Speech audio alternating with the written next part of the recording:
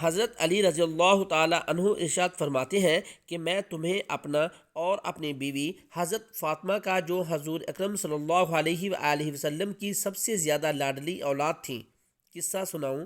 وہ میرے گھر رہتی تھیں، خود چکی پیستیں، جس کی وجہ سے ہاتھوں میں گٹے پڑ گئے، خود پانی بھر کر لاتی، جس کی وجہ سے مشکیزہ کی رگڑ سے بدن پر رسی کے نشان پڑ گئے، خود گھر میں جھاڑو وغیرہ دیتی، جس سے کپڑے میلے رہتے، خود کھانا پکاتی، جس سے دھوئیں کے اثر سے کپڑے کالے رہتے، غرض ہر قسم کی مشقتیں اٹھاتی رہتی تھیں۔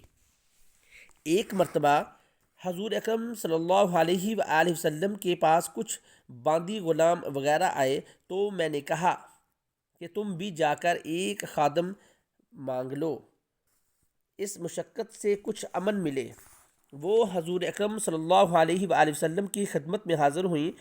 وہاں کچھ مجمع تھا، شرم کی وجہ سے کچھ عرض نہ کر سکیں، واپس چلی آئیں۔ ایک حدیث میں ہے کہ حضرت عائشہ رضی اللہ تعالی عنہ سے عرض کر کے چلی آئیں۔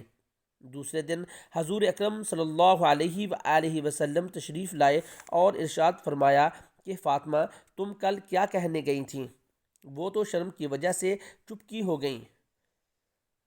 حضرت علی رضی اللہ تعالی عنہ فرماتے ہیں کہ میں ان کی ساری حالت پانی وغیرہ بھرنے کی بیان کر کے عرض کیا کہ میں نے ان کو بھیجا تھا کہ ایک خادم آپ سے مانگ لیں۔